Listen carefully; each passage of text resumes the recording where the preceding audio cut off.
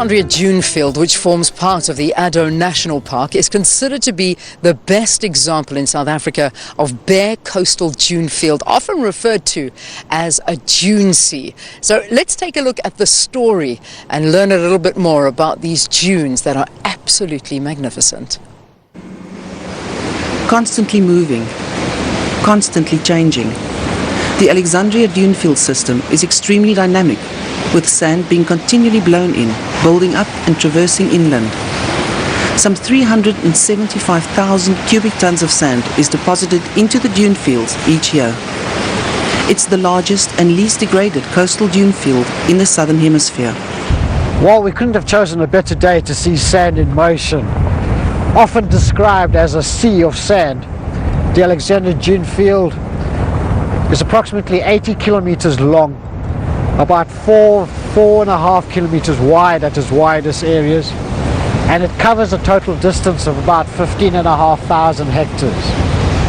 It is continuously changing throughout the seasons.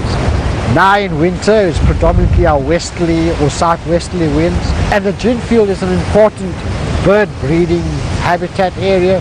We have dune pockets of isolated vegetation patches where we're fortunate to have the endemic hairy-footed dune gerbil that assists with seed dispersal.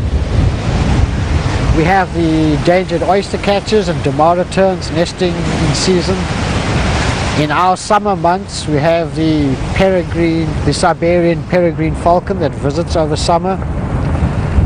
We've had various sightings of leopard on the dune fields. And it's also a very important aquifer area, large bodies of fresh water that is used to service the surrounding communities, as well as play an important role in the marine ecology. This protected area is also home to many archaeological sites. Right here we are at a cultural heritage site. It's an old shell midden. This one particularly dates back over 5,000 years. We have amongst us artifacts that some of them dated back 2,000 years. We know these dates from examining. If I look at this, a piece of pottery, we can see that it was fired and it was probably used to house water that the Khoisan used to travel with, which allowed them to stay on the dunes for longer periods of time while they were harvesting shellfish. They also brought, like this stone. This stone was brought to make tools. On the beaches we don't have hard igneous stones, we have mostly these sandstones. So these rocks were imported to the area that they used to travel with in order to try and make tools with them. In the later years we found fragments of bone which indicated small mammals. Either the Khoisan brought domesticated animals with them, or they hunted small mammals in and around the dunes and the thickets. Bordering the dune field is the contrasting Woody Cape section, which also forms part of the Addo National Park. The Longebos huts are available to hikers on the 2-day Alexandria hiking trail, as well as those simply wanting an overnight stay in the forest.